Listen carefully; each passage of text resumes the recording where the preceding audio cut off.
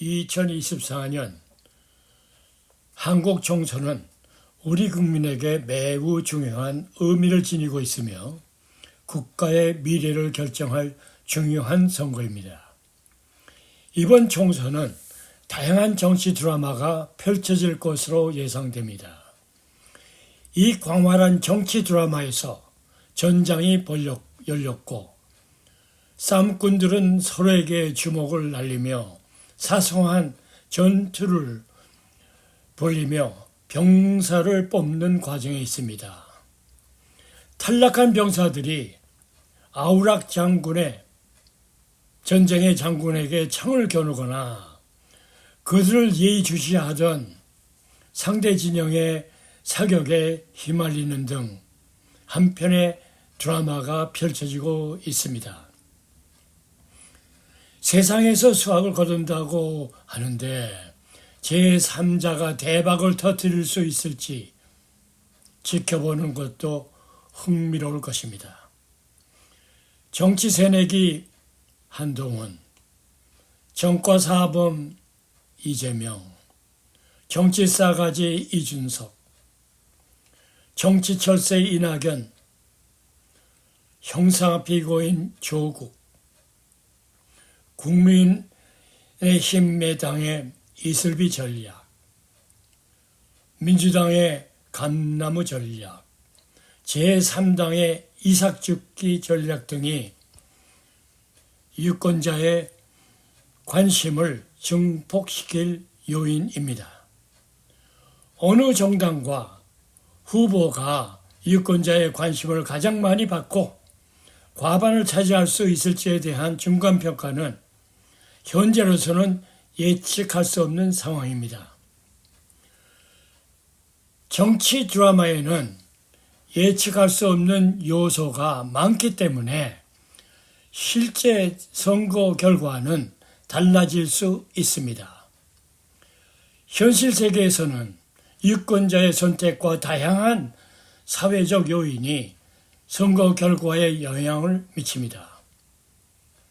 선거일이 다가오면 정치 드라마의 결말이 드러나면서 어느 정당과 후보자가 과반수를 차지할지 드러날 것입니다. 선거 결과는 많은 변수에 따라 달라지기 때문에 예측하기 어렵지만 유권자의 선택과 정치 성향에 따라 다양한 결과가 나올 수 있습니다. 안녕하세요. 유대미 한반도 통일론의 생산자 김용재 교수로 19강 2024년 한국 총선 미래 한국을 위한 선택을 3월 10일 캘리포니아주 페사디나에서 올리게 되어 기쁘게 생각합니다. 지난 5개월 전에 올린 18강 윤석열 정부의 대북정책 진단과 대응 방안 제시는 유튜브에서 조회수 2266회 11개 좋아요를 돌파하여 큰 호응을 받고 있어 감사의 말씀을 드리며 이번 강의를 시작하고자 합니다. 이번 강의의 목적은 대격변의 디지털 시대에 대응하는 이번 총선의 중요성을 인식하고 2024년뿐만 아니라 미래의 한국, 즉 통일 한국을 위해 유권자의 선택권을 행사하는 데 있습니다. 다시 말해서 각 정당과 정치인의 비전과 인격, 능력을 국회 다수당 여부라는 기준으로 검증한 후 미래 세대의 행복한 통일 한국의 비전과 삶을 염두에 두고 유권자의 투표권을 행사하자는 취지입니다. 우리 국민 유권자들은 아날로그 시대의 사고에서 벗어나 인공지능 시대의 시각으로 가장 후진적인 정치 영역에서 우리의 선택하는 정당과 국회의원 후보를 개혁하고 업그레이드하겠다는 각오로 투표권을 행사해야 할 것입니다. 이번 총선은 한국 국민과 탈북민, 재외동포가 단결하여 도덕적으로 깨끗하고 미래를 내다보는 국가관이 있으며 국민과 국가를 위한 정치 발전의 의지가 분명하고 성실한 선거운동 실적이 있는 정당과 정치인을 선택할 수 있는 역사적인 기회입니다. 남녀노소 유권자들은 현명한 정당과 후보자를 할수록 더 좋은 나라를 만들고 유지할 수 있기 때문에 정당이 정상화되거나 정치 과정에서 건강하게 수렴되기를 희망합니다. 쉽게 말해서 유권자들이 일반 상식선에서 전과 기록이 있는 정치인을 아니다라고 생각하면 선택하지 말자는 것입니다. 유권자 자체가 범죄 기록이 없는데 우리를 대표하는 정당과 정치인이 비정상인 범죄 기록이 있다면 배제하라는 것입니다. 유권자들은 정당과 후보자에게 세계가 존경하고 우뚝 서는 대한민국을 꿈꾸기를 기대합니다. 비전이 없는 곳에 백성이 망한다는 말은 비전이 없으면 희망도 없고 목표도 없다는 뜻으로 비전 속에 우리의 미래가 담겨 있고 비전 속에 발전하는 나라를 만들 수 있습니다. 미국의 수도 워싱턴에서 2023년 9월에 발간한 US 뉴스는 세계 10대 강국 순위를 1위 미국, 2위 중국, 3위 러시아, 4위 독일, 5위 영국, 6위 한국, 7위 프랑스, 8위 일본, 9위 아랍에미리트, 10위 이스라엘로 선정하고 그 기준으로 1. 외교정책과 영향력, 2. 국방예산, 3. 세계 경제에 미치는 영향, 4. 리더, 5. 강력한 군사동맹을 뽑았다고 하는데요. 한국이 세계 6위권 국가로 선정되는데 큰 역할을 했습니다. 한국은 처음으로 6위에 오른 것에 자부심을 갖고 통일된 나라, 세계 4위 강대국이 되겠다는 비전을 가져야 합니다. 현명한 유권자의 국가 비전은 부자 나라들이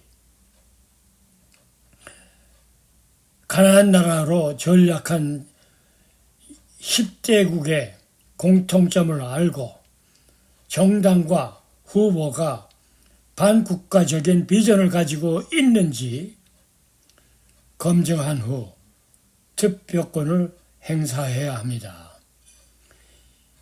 10대 빈국은 앙콜라, 9위 그리스, 8위 캄보디아, 7위 필리핀, 6위 큐바, 5위 이라크, 4위 리트비아, 3위 나우루, 2위 베네수엘라, 1위 아르헨티나의 공통점은 그리스, 필리핀, 베네수엘라, 아르헨티나에서 포퓰리즘과 평등을 내세우며 경제 파탄에 포퓰리즘을 주도했다는 점입니다.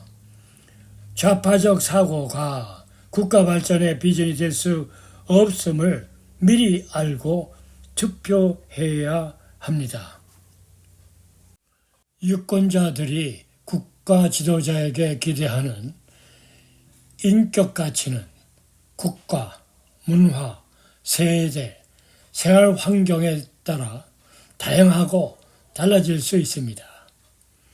대한민국은 1990년대 북중로의 위협과 자원 빈곤이라는 최악의 조건에서 건국, 국방, 산업화를 이룬 기적의 나라, 국제사회에서 기적의 일꾼으로 불리는 지도자의 인품을 통해 위대한 성공을 거둔 나라입니다. 과거의 위대한 지도자를 잇는 어리석음에서 깨어나 민족적 자긍심을 가지고 국제사회를 이끌어갈 지도자를 찾아야 합니다. 유권자들이 국가의 지도자에게 기대하는 능력은 국민, 영토, 정부, 다른 국가와의 관계 능력이 있어야 국가로 인정받을 수 있고, 국가 경쟁력은 안보와 군사력뿐 아니라 생산성, 부의 창출, 기업 경쟁력 등 한 나라의 전반적인 능력을 말합니다. 앞서 지적했듯이 한국이 일본을 제치고 핵무기를 만들 수 있는 국가로 올라섰고, 지금쯤이면 핵무기를 만들었을지도 모른다는 얘기가 나오고 있습니다. 물론 일본도 핵무기를 만들 수 있지만 미일 패전국 조약에 의해 금지되어 있고, 중국의 남침을 막기 위해 부산 앞바다 대마도 부근에 인공섬을 만들어 전략 해군기지를 만들기로 미국과 합의했다는 소식은 한국 국민의 역량을 인정하는 것으로 분석됩니다. 유권자들은 우리의 비전과 인물, 능력을 정확하게 반영하는 정당과 후보자를 선별하고 구별하여 우리의 기대와 요구, 지지에 부합하는 정당과 후보자를 결정함으로써 투표권을 행사할 것을 권고합니다. 즉, 현명한 유권자인 우리는 더 이상 나라를 팔아먹는 저질 정치인을 선출해서는 안 됩니다. 4월 10일 총선은 제22대 국회의원을 뽑는 선거이자 윤석열 대통령에 대한 중간평가이자 이재명 더불어민주당 대표에 대한 신임 투표입니다. 국민의힘당이 국회 과반을 차지하면 윤 정부는 2년 만에 사실상 정권 교체를 이루게 되고, 민주당이 승리하면 윤 정부는 더 이상 제 기능을 하지 못하고 존재조차 할 수 없게 됩니다. 즉, 승자 독식, 패자 독식의 시소 게임으로 한쪽이 이기면 다른 한쪽이 지는 구조가 되는 것입니다. 이번 선거는 단순히 윤석열과 이재명의 운명, 국민의힘, 민주당의 미래, 우연 개개인의 이해관계가 아니라 선진강국이 되느냐, 후진국이 되느냐, 대한민국의 미래 진로를 결정할 매우 중요한 선거입니다. 다시 말해, 어떤 체제, 가치, 세계관이 다수당이 되느냐에 따라 대한민국 정체성, 가치, 세계관의 충돌이며 대한민국 미래의 지평과 지형이 결정될 것입니다. 국민의힘당이 국회 과반 의석을 확보하면 윤 대통령은 국정운영의 일관성과 연속성을 기대할 수 있으며, 그동안 국정운영에 큰 걸림돌이었던 미숙함, 리더십 훈련 부족, 제한된 인적 자원, 거부권 등 소수 정권의 폐해에서 벗어날 수 있을 것으로 보입니다. 반면 민주당이 승리하면 임기 문제가 아니라 임기와 상관없이 물러나는 것만이 선장 없는 나라의 혼란과 재앙을 피할 수 있는 길입니다. 총선에서 승리하면 모든 좌파 단체와 급진 세력의 퇴진 및 탄핵 요구의 강도가 높아질 것입니다. 상황은 더욱 혼란스럽고 무정부 상태가 될 것이며 이재명의 이득과 우위가 인정되고 엄청난 사법적 위협 속에서 당을 승리로 이끈 그의 정치력이 인정될 것입니다. 이렇게 되면 그동안 논의해왔던 민주당 내 탈운동권, 탈친북 세력의 움직임은 흔적도 없이 사라지고 민주당은 좌파로 회귀하여 정통 진보정당으로 거듭나게 될 것입니다. 민주당은 좌파 정당으로 회귀할 것이고 우리 정치권의 건강한 정당 정치를 되살릴 수 없을 것입니다. 따라서 유권자인 우리 각자가 먼저 우리 지역에 대표할 정당과 후보자의 비전과 인격, 능력이 우리나라의 정체성, 가치관, 세계관에 적합한지, 현 정부가 계속되기를 원하는지, 아니면 현 정부는 끝나고 새로운 체제가 바람직하다고 생각하는지 판단하는 것이 중요합니다. 우리가 행사하는 한 표가 여야를 막론하고 대통령과 정부를 통해 대한민국의 미래를 결정한다는 사실을 인식해야 합니다. 이번 강의의 본론에서는 1. 국제질서의 재편 2. 미래 통일 한국의 중요성 3. 현재 진행 중인 한국 총선의 현황이라는 키워드를 유권자들이 인지하고 투표권을 행사하여 결과적으로 K문화가 세계에 좋은 영향을 미치고 있는 것처럼 한국 정치도 업그레이드된 결과를 가져올 수 있기를 기대해 봅니다. 왜 이런 키워드를 소개할까요? 현명한 유권자인 우리가 우리를 대표할 정치 지도자를 선택할 때 세상은 크고 작은 방식으로 작동한다는 것을 알고 현명한 선택을 할 수 있기 때문입니다. 첫 번째 키워드, 격변하는 국제질서의 재편.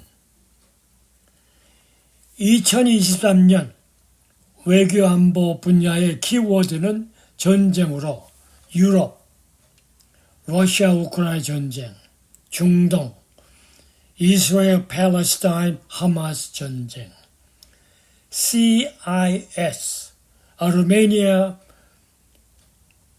아제르바이잔 무력 분쟁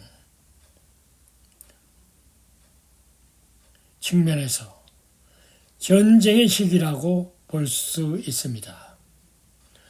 동아시아, 대만 및 한반도에서는 미국과 중국 간의 갈등이 심화되고 중국의 대만 침공 위협으로 안보 긴장이 고조되고 있습니다. 최근 한반도 정세도 매우 불안정해졌고 러시아, 우크라이나 전쟁 발발 이후 북한은 친러시아 노선을 본격적으로 추진하면서 지속적인 군사 도발을 감행하고 있습니다. 이는 국제사회에 평화의 시대가 지나고 전쟁의 시대가 도래했음을 의미합니다. 2023년에는 전쟁이나 분쟁이 지속될 가능성이 적지 않으며 전 세계적으로 초유의 선거가 치러지는 시기라는 점에서 국제 질서와 세계 경제 전반의 불확실성은 더욱 커질 수밖에 없습니다. 따라서 2024년은 그 어느 때보다 다사다난한 격동의 해가 될 것으로 예상됩니다. 2024년에는 전 세계 약 60개국에서 총선이 실시됩니다. 대통령 선거는 미국 11월, 러시아 3월, 우크라이나 미정, 대만 1월, 인도네시아 2월에서 국회의원 선거는 미국 11월, 인도 4월, 대만 1월, 한국 4월, 유럽의회 6월, 영국 10월 내지 11월, 인도네시아 2월에서 실시될 예정입니다. 그렇다면 그 이유는 무엇일까요? 선거 결과가 국제 질서에 어떤 영향을 미칠까요? 전 세계 주요 국가의 선거는 세계 정치 지형을 바꾸고 세계 경제의 불확실성을 높일 수 있으며 그 결과에 따라 국제 질서, 경제 안보, 무역 경쟁에 큰 영향을 미칠 수 있기 때문에 매우 중요합니다. 특히 11월에 열리는 미국 대통령 선거는 올해 가장 중요하고 주목받는 정치 이벤트입니다. 현재 미국 대선에서는 바이든 대통령과 트럼프 전 대통령의 대결 가능성이 점점 높아지고 있으며 민주당과 공화당 후보 간 극심한 양극화 현상이 나타날 것으로 예상됩니다.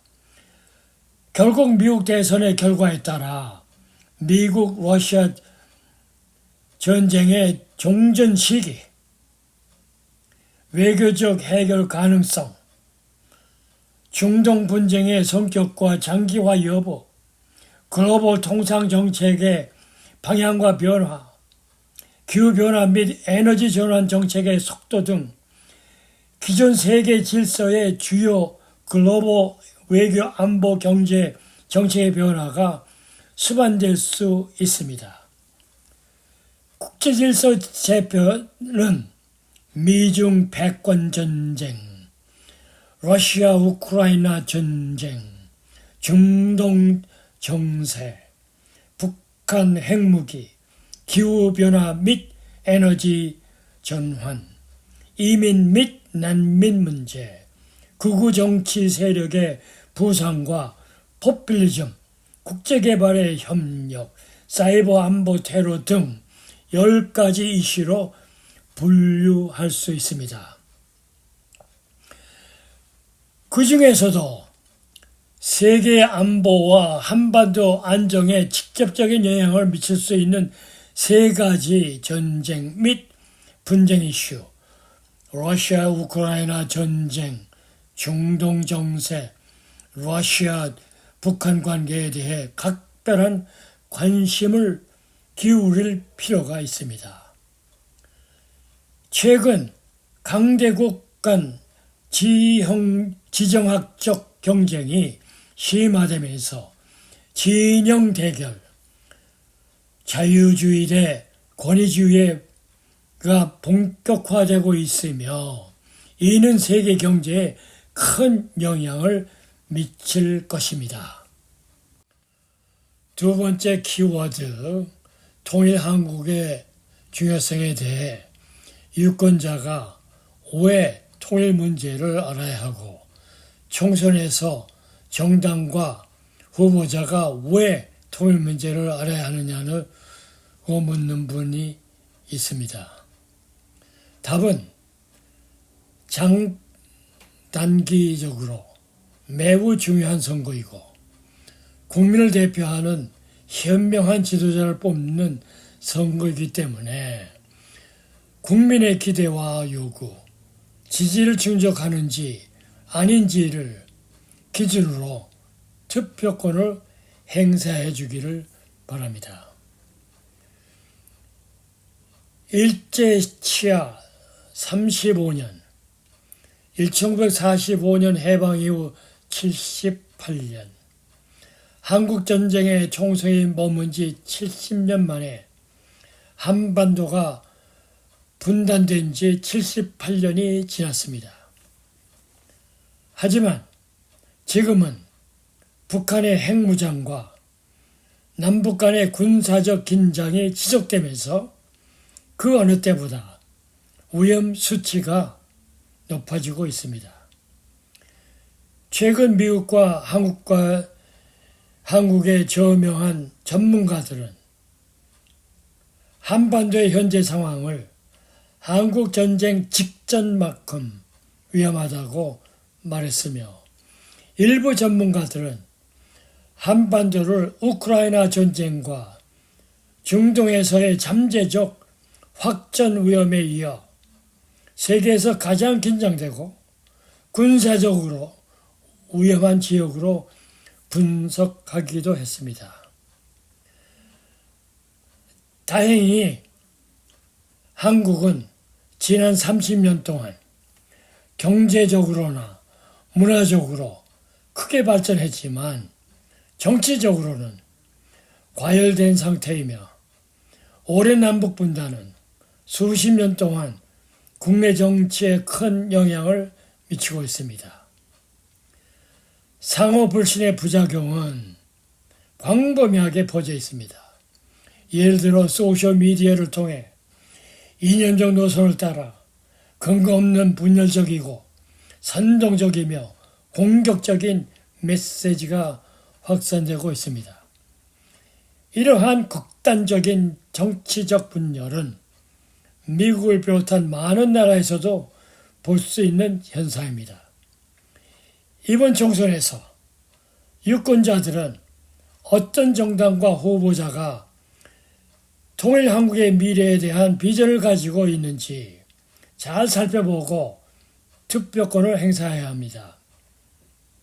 아일랜드의 사례는 막연하게 통일된 나라가 아니라 우리나라와는 다른 역사를 가진 나라지만 비슷한 점이 있다는 점에서 디지털 시대에 도움이 줄 수 있다고 생각합니다. 영국의 일부였던 북아일랜드는 과거 수십 년간의 각별한 분쟁 끝에 아일랜드와 북아일랜드로 분단되었습니다. 이 분단은 아일랜드들이 원해서가 아니라 19세기까지 수백 년 동안 아일랜드 전체가 영국의 지배하에 있다가 20세기 초에 해방된 역사의 유산입니다. 이러한 유산에 따라 2020년 영국이 유럽연합을 탈퇴하면서 영국과 EU 간의 무역관세 국경은 현실적 이유로 영국 영토인 북아일랜드와 아일랜드 공화국이 아닌 북아일랜드와 영국 사이에 그어졌습니다. 따라서 정치적 경계를 떠나 경제적으로 북아일랜드는 영국보다 아일랜드 공화국과 더 유리한 관계를 맺고 있으며 아일랜드 전체가 경제적으로 통합되면 정치적으로 통일 가능성이 높아진다고 봐야 될 것 같습니다. 통일 한국의 전략적 가치는 동북아는 물론 세계 평화를 위협하는 북핵 문제를 일거에 해결하고 북한 주민의 인권 문제를 해결하는 동시에 북한 시장과 투자 지역을 확보하고 지정학적으로 강대국이 되는 것입니다. 윤석열 정부는 대북 정책이 없고 김정은 정권은 대남 정책이 없는 것은 남북 합의에서 벗어나고 있기 때문이며 지금 시급한 것은 한반도의 중장기 전략입니다. 무슨 말이냐 하면 남북한 모두 자기 역사를 부정하면서 윤 정부는 박정희 정부부터 북한과 합의해온 평화적 통일정책과 전 정부가 북한과 합의한 9.19 남북군사 합의를 파기해 역대 정부가 만들어온 평화통일의 길에서 벗어난다는 것이고, 김정은은 미북 정상회담 실패 이후 지난해 12월 조선노동당 제8차 전체회의와 올해 1월 조선 최고인민회의에서 남한과의 적대관계를 선언하는 등 할아버지와 아버지가 강조해온 통일노선을 약화시키며 이탈하고 있다는 말입니다. 미국, 일본과 같은 해양 세력과 중국, 러시아 같은 대륙 세력 사이에서 전략적 자율성을 추구하는 역량을 가교 파워, 브리지 파워로 윤 정부는 늦어도 2045년 광복 100주년까지 한반도의 평화를 정착시키고 평화와 통일로 하나된 통일 한국을 목표로 중장기 한반도 전략을 수립해야 할 것입니다. 한국은 1945년을 세계 속에 우뚝 설 수 있는 장기 발전 목표를 설정하고 남북한 통합, 한반도의 완전한 비핵화, 항구적 평화체제 구축, 북미관계 정상화, 동북아 다자 안보체제 구축 등을 위한 가교 역할을 하여 평화통일 한국을 추구해야 합니다. 이 말은 통일의 패러다임이 변하고 있다는 것을 의미하며 질서시대에 통일 한국을 위한 새로운 계획을 준비해야 할 때입니다. 윤석열 대통령은 3.1절 기념사에서 3.1운동은 모두를 위한 자유와 번영의 통일 한국에서 정점을 찔 것이라고 강조했습니다. 그는 우리는 자유롭고 통일된 한반도를 향해 나가야 한다고 말했습니다. 북한 정권의 폭정과 인권 유린은 인류 보편 가치에 대한 부정이고 자유와 인권의 확대가 곧 통일입니다라고 그는 말했습니다. 윤 대통령은 기념사에서 자유를 17번, 통일을 8번 언급하며 3.1운동의 뿌리도 세계사의 큰 흐름인 자유주의에 있었다고 말했습니다. 그 연장선상에서 자유롭고 통일된 한국을 만드는 것이 대통령으로서의 역사적 헌법적 책무라며 향후 통일 논의를 적극적으로 주도하겠다고 의지를 표명했습니다. 대통령실은 올해 30년 되는 민족 공동체 통일 방안을 수정하고 자유의 가치를 담은 새로운 통일 비전을 마련하겠다고 밝히기도 했습니다. 통일을 주도하겠다는 윤 정부의 의지는 시적절하지만 한반도 통일론이 여기에 머물러서는 안 되며 통일은 우리가 굳건히 지켜야 할 원칙이자 사명임을 잊어서는 안 됩니다. 옛 동독이 단일민족론을 부정하면서 자명의 길로 갔던 것처럼 체제 생존을 위한 북한의 몸부림도 한계에 부닥칠 것임을 예상하고 지금은 굳건한 안보와 함께 긴장을 완화하는 유연한 접근도 필요합니다. 궁극적 포용의 대상인 북한에 대해 이념적 공세 차원을 넘어 국민 대다수가 공감하는 통일 논의를 지향해야 합니다. 우리가 추구하는 통일한국은 더 밝은 미래를 향한 우리 모두의 소원, 호흡으로 상징해야 합니다. 유대미 한반도 통일론의 생산자로서 통일은 우리가 반드시 가야 할 미래이며 우리가 북한 주민에게 줄 수 있는 유일한 희망은 자유와 인권이 있는 나라에서 살 수 있다는 희망을 주는 것입니다. 이 말은 북한 주민에게 자유와 인권이 보장되는 나라에서 살 수 있다는 희망을 줄 수 있는 유일한 희망은 역사적 측면에서 우리의 동포이자 국민이기 때문입니다. 통일한국은 북한 주민을 해방시킬 수 있는 유일한 희망이며 김정은이 아무리 막으려 해도 우리만의 주장이 아니라 7,800만 대한민국 국민 전체의 염원이며 역사의 흐름을 막을 수 없다는 것을 김정은은 알아야 합니다.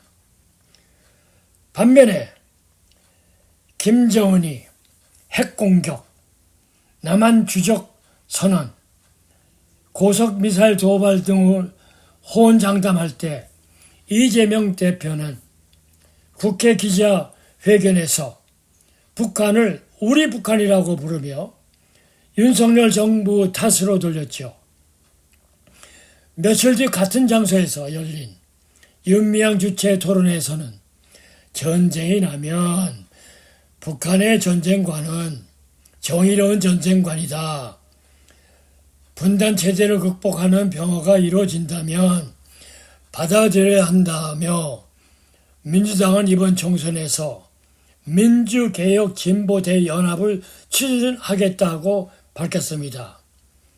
여기서 주목해야 할 것은 민주당의 비례위생 정당인 진보당이 한미동맹 해체를 주창하고 온갖 반미 종속 신화를 내세운 통합 진보당에 참여하여 연합전선을 구축하겠다는 전략이 대한민국 전체를 북한에 넘기려는 정당은 아닌지 지켜봐야 할 것입니다. 안보는 이념과 당파, 남녀노소의 구분 없는 중요한 문제입니다. 내부 분열을 선동하고 우리 국민의 생존을 위협하는 사람들은 막을 수 있는 유일한 방법은 이를 이해하고 이를 막는 깨어있는 유권자들의 결집뿐입니다.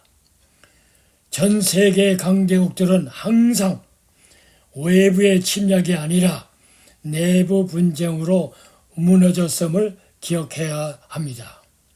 따라서 이번 총선에서는 통일한국의 미래를 우선시하고 우리에게 희망을 실어줄 수 있는 정당과 후보를 선택해 유권자인 우리들의 목소리와 투표권을 행사하는 것이 무엇보다 중요합니다. 통일한국은 우리의 염원과 희망을 통해 다시 제2의 기적을 만들 수 있으며 지금의 위기가 기회라는 말이 있듯이 이번 총선을 통해 통일한국의 역사적 기적을 실현하고 한국 국민, 탈북민, 재외동포 모두가 통일한국의 정체성을 가진 후보자에게 투표해야 할 것입니다. 이 말은 한국과 탈북민, 전 세계 780만 재외동포의 더 나은 삶, 대한민국의 발전, 강력한 자유민주주의가 통일되면 인도주의적 측면에서 1천만 이상 가족과 실향민 후손들이 다시 자유롭게 만날 수 있는 기적이 일어날 것입니다. 경제적으로도 통일한국은 남북한 주민과 재외동포의 염원을 실현하고 약점을 보완하며 경제력과 국력을 국대화해 세계를 선도하는 강대국으로 발전할 것으로 분석됩니다. 인류의 발전과 마찬가지로 역사도 신의 섭리가 결정한다는 생각으로 통일한국을 위해 일할 정당과 후보를 선택해야 합니다. 세 번째 키워드, 한국 총선의 현황은 여당의 한동훈과 야당의 이재명의 집권을 위해 싸우는 정치 드라마로 유권자들이 관심을 갖고 지켜보고 있습니다.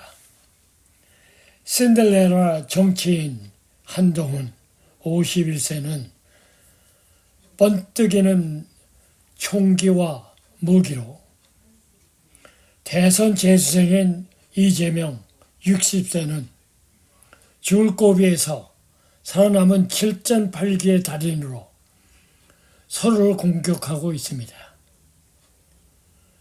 정치 신인인 한동훈은 정과 사범인 이재명을 중범죄자라고, 이재명은 한동훈을 검찰 독재자라고 부르고 있지요. 2024년 한국 총선은 30일 앞둔 지금 국민의힘 한동훈과 더불어민주당 이재명의 중간 평가는 어떤지, 여론에서는 어느 당이 유리한지, 앞으로 어느 정당과 후보가 유리한지, 유권자의 비전과 인격, 능력 면에서는 어느 정당과 후보가 유력한지, 이 질문에 대한 답은 2024년 한국 총선이 아직 30일 남아있기 때문에 정확한 비교 평가는 어렵다는 것입니다. 하지만 지금까지의 여론조사 결과와 유권자의 관심사를 고려하면 대략적인 비교 평가는 가능합니다. 한동훈과 이재명은 한국 총선의 주요 플레이어 중에 하나로 정치 드라마에서 주요한 역할을 하고 있습니다. 이들의 소속 정당과 역할을 보면 한동훈은 정치 신인으로서 새로운 정치 시도의 변화를 추구하며 유권자들의 주목을 받고 있습니다. 새로운 비전과 정책을 제시해 유권자들에게 새로운 희망과 감동을 줄 수 있는 사람으로 국민의힘은 가랑비 전략을 실행하고 있습니다. 한동훈 국민의당 비상대책위원장이 총선을 앞두고 전국을 순회하며 대선 후보 신드롬을 일으키고 있죠. 그는 컨벤션 효과를 활용해 이번 총선을 한동훈 대 이재명의 대결 구도로 만들겠다는 전략입니다. 이를 위해 국민의힘은 민생 회복을 위한 정책 개발과 인적 쇄신을 위한 후보 공천 작업을 진행하며 본격적인 총선 준비에 나서고 있습니다. 한동훈은 시민, 지지자, 당원들과의 끊임없는 소통을 통해 지역 민심을 결집하고 지지를 확보하는 데 주력하고 있습니다. 그 결과 한 위원장의 정치적 위상은 이재명 더불어민주당 대표의 버금갈 정도로 높아졌고 지지율도 상승세를 타고 있습니다. 그럼에도 불구하고 총선 결과 예상조사에서 여당 정권 지지 35%, 야당 과반 정권 견제 51% 나타나는 등 여론은 여전히 정권 견제론을 선호하고 있습니다. 한동훈은 민생과 정책에 집중하고 정부와 발맞춰 국정을 이끌어가는 여당으로서 실행 가능한 정책을 전면에 내세워 고만 내세우는 야당과 차별화를 시도하고 있습니다. 그 결과 한동훈은 총선에서 인기를 얻으며 국민의힘 여론조사에서 지지도가 상승하고 있습니다. 반면에 이재명 민주당 대표는 정가사범이라는 과거 문제가 있지만 경제발전과 지역발전을 강조하는 정책을 내세우고 있지요.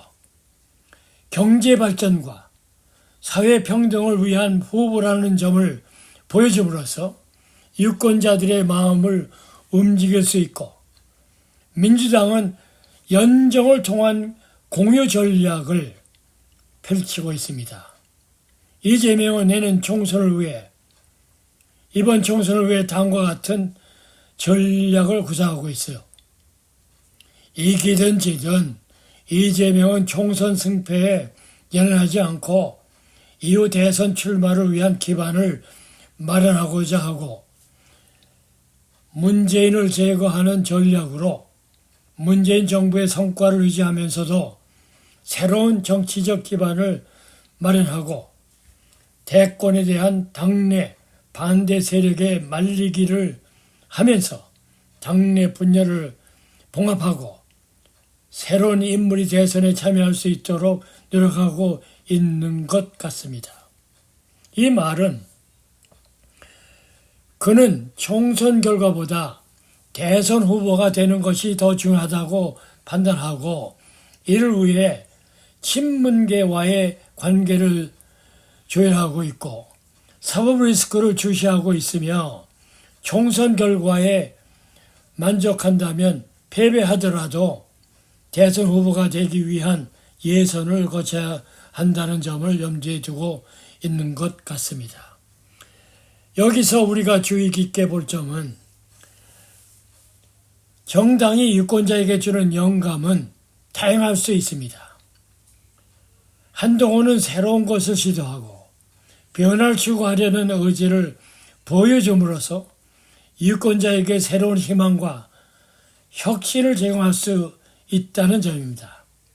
이재명은 경제발전과 나라 평등, 사회적 평등을 강조하는 정책을 제시함으로써 유권자에게 안정과 발전을 약속할 수 있다는 점이죠. 이 정치 드라마에서 조연들은 제3지대로 이동하고 있는 전략을 추구하지만 큰 영향을 미치지 않을 것 같습니다. 제3지대는 야당 공천의 잡음으로 탈당한 인사들을 영입하기 시작했습니다. 이준석 개혁당 대표는 양당의 불공정 공천 형태를 예주시하고 있다고 말했고 이낙연 바른미래당 대표는 의원 개인을 빼내기 방식은 취하지 않겠다면서 진짜 민주당을 재차 강조하며 탈당 위원들을 향한 제스처를 취하고 있습니다. 피고인 도피처가 된 조국 혁신당 대표 조국은 지지율 15%를 이재명과 연합전술을 쓰고 총선 무대에 등장해서 국회와 정당을 소도 죄인들의 도피하는 성역을 만들고 있지요. 이로 인해 양당 정당의 공천 물결에 맞서 제3당이 주목을 받고 있습니다. 더 많은 의석을 빨리 회복하는 것이 제3당의 승리의 관건인 만큼 이번 총선에서 제3당의 활력이 어떻게 펼쳐질지 관심이 집중되고 있습니다. 유권자들은 각자의 가치관과 우선순위에 따라 후보자의 정책과 비전을 평가하고 다양한 결과를 받아들일 수 있습니다. 선거 당일에 투표한 표가 선거 결과를 결정하기 때문에 누가 당선될지 예측할 수 어렵지만 선거 결과는 선거 유권자의 선택과 여러 가지 사회적 요인에 따라 달라질 수 있습니다. 여론조사 결과는 한동훈 후보와 이재명 후보 그리고 국민의힘과 민주당에 대한 지지를 가름할 수 있는 중요한 지표입니다. 뉴스에이 라이브의 지금까지 여론조사 결과를 보면 총선을 40일 앞두고 한국 리서치는 민주당 36%, 국민의힘 39%, 한국갤럽은 민주당 33%, 국민의힘 40%로 오차범위 내에서 우위를 보였지만 30일을 앞둔 상황에서는 어느 당이 여론에서 우위를 점하고 있다고 말하기는 어렵습니다. 이 말은 전문가들에 의하면 국민의힘 지지율 1위에는 착시 효과가 있어 조국혁신당의 지지율을 민주당과 합칠 경우 야권 지지율이 높거나 팽팽한 경우가 많아 실제로는 우열을 점칠 수 없는 상황이라는 것을 유권자들은 염두에 둬야 할 것입니다. 특히 여당은 한동훈 비대위 효과가 극대화된 시점인 만큼 민주당은 공천 파동이 정리 수순으로 들어가고 있어 진검 승부는 지금부터라고 분석하고 있어 앞으로 한 달간 어떤 민감한 돌발 변수가 어떻게 요동칠지 주의 깊게 들여다볼 필요가 있습니다. 유권자는 후보의 비전, 인물, 능력을 평가하여 투표를 결정합니다. 한동훈과 이재명은 각자의 정책과 비전을 제시하고 유권자는 이를 비교하여 자신의 가치와 목표에 부합하는 후보를 선택하게 됩니다. 또한 후보의 인품과 품격도 유권자의 신뢰도에 영향을 미칠 수 있습니다. 이러한 측면에서 유권자의 판단과 가치관에 따라 어느 정당이나 후보에게 유리할지 결정할 수 있습니다. 향후 전략과 캠페인은 선거 결과에 큰 영향을 미칠 수 있습니다. 어떤 정당과 후보가 유권자를 끌어들이고 지지율을 확대할 수 있는지 선거 캠페인의 진행 상황과 후보자의 전략에 따라 달라질 수 있습니다. 따라서 향후 전략과 캠페인은 선거가 진행됨에 따라 결정됩니다. 이제 이 강의의 결론을 말씀드리겠습니다. 위의 비교 분석은 현재 상황과 일반적인 판단을 바탕으로 한 것이며 실제 선거 결과에는 여러 가지 요인이 영향을 미칠 것입니다. 이제 우리는 질문을 던져볼 수 있습니다. 한 달여 앞으로 다가온 한국의 4월 10일 총선의 잠재적 영향과 결과는 무엇일까요? 결론적으로 정치 지형은 다양한 배우들이 등장하는 드라마에 비유할 수 있지만 유권자들은 디지털 시대의 흐름에 맞게 대한민국을 이번 총선을 통해 수준 높은 정치 선진국임을 보여줘야 합니다. 선거운동 기간 동안 후보자와 정당은 유권자의 관심과 요구를 해결하는 데 집중할 것입니다. 따라서 유권자의 민심을 면밀히 모니터링하고 선거의 전개 상황을 추적하며 최종 선거 결과를 바탕으로 결론을 도출하는 것이 중요합니다. 이번 선거에서 한동훈과 국민의힘이 승리하기 위해서는 유권자들의 공약에 부합하지 않은 후보를 배척하고 유권자의 가치와 열망에 부합하는 윤리적이고 능력 있는 지도자를 선출하는 것이 절실히 요구되는 만큼 유권자들의 적극적인 관심과 참여가 필요하다고 생각됩니다. 결론적으로 이번 강의에서 강조한 핵심 키워드는 대한민국의 미래를 위해 세상 돌아가는 정보에 입각한 유권자의 투표 행사가 중요하다는 점을 강조합니다. 다가오는 선거를 앞두고 제2의 건국 원칙을 구현하는 통일 한국을 상상하고 번영된 미래를 향한 우리의 의지를 투표에 반영합시다.